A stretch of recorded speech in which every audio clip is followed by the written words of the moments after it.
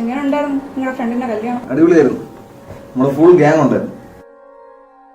അല്ലേലും നിങ്ങളുടെ കാര്യമൊക്കെ അടിപൊളിയാണല്ലോ. പിന്നെ വേറെന്ത് പറയണം ഞാൻ? ഇത് രാവിലെ തൊട്ട് എനിക്ക് ഒട്ടും വയ്യ, നല്ല പനിയും ഉണ്ട്. എന്റെ ആയിരുന്നൊക്കെ നിങ്ങൾക്ക് സമയമില്ലല്ലോ. പനിയാണ് എന്റെ പറഞ്ഞ പരിപാടി. ഞാൻ കല്യാണത്തിന് പോകില്ലായിരുന്നല്ലോ. അറിയാൻ നിന്റെ മനസ്സ് വായിച്ചെടുക്കാൻ എനിക്ക് പറ്റുമോ?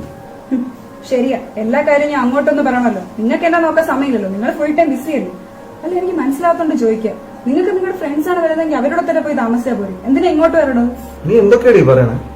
എനിക്ക് മനസ്സിലാവണല്ലോ. അല്ല, സത്യത്തിൽ എന്താണ് എന്റെ പ്രശ്നം?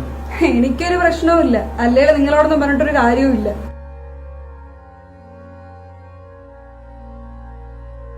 അനീത്തിയുടെ കല്യാണത്തിന് ഒരു മാസം പോലും ഇല്ല. നമ്മുടെ വക എന്ത് ഗിഫ്റ്റ് കൊടുക്കുന്ന കൺഫ്യൂഷൻ.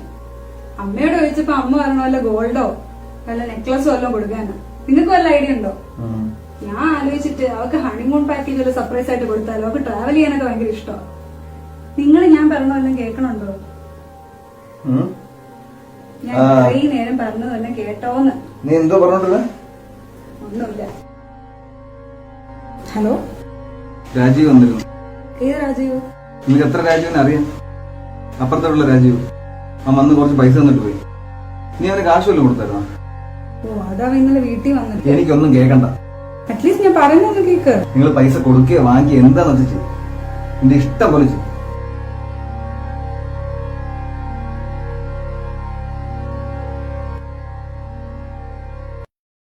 ഈ റിലേഷൻഷിപ്പിൽ ഈ കപ്പിൾസ് ലാക്ക് ചെയ്യുന്ന ഏറ്റവും ഇമ്പോർട്ടന്റ് ആയിട്ടുള്ള ഒരു ഇൻഗ്രീഡിയന്റ് എന്ന് പറയുന്നത് പ്രോപ്പർ കമ്മ്യൂണിക്കേഷൻ ആണ്.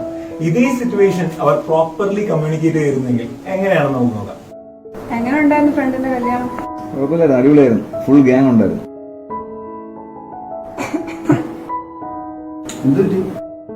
രാവിലെ തൊട്ടൊരു കല്യാണം പോലെ ചെറിയ പണിയുണ്ടെന്ന് തോന്നുന്നു. എനിക്ക് എന്റെ അടുത്തൊന്നും പറഞ്ഞുകൂടായിരുന്നു.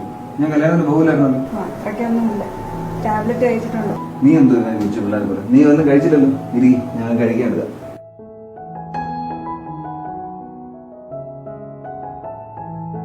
അനീതിയുടെ കല്യാണത്തിന് ഒരു മാസം പോലും ഇല്ല.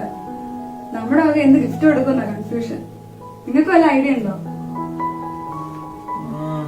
നിന്റെ ഐഡിയ എന്താണ്? അമ്മയോട് ചോദിച്ചപ്പോ അമ്മ പറഞ്ഞ വല്ല ഗോൾഡ് ബാങ്കിലോ നെക്ലസോ എല്ലാം വാങ്ങിച്ചു കൊടുക്കാനാ.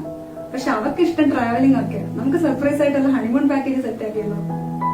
അത് നല്ലൊരു ഐഡിയ ആണ്. നീ അവരോട് ചോദിക്കും നമുക്ക് ഇഷ്ടമുള്ള സ്ഥലം ഏതാണ്. നമുക്ക് തെറ്റാക്കാം. രാജീവ് വന്നിരുന്നു. ഏത് രാജീവ്?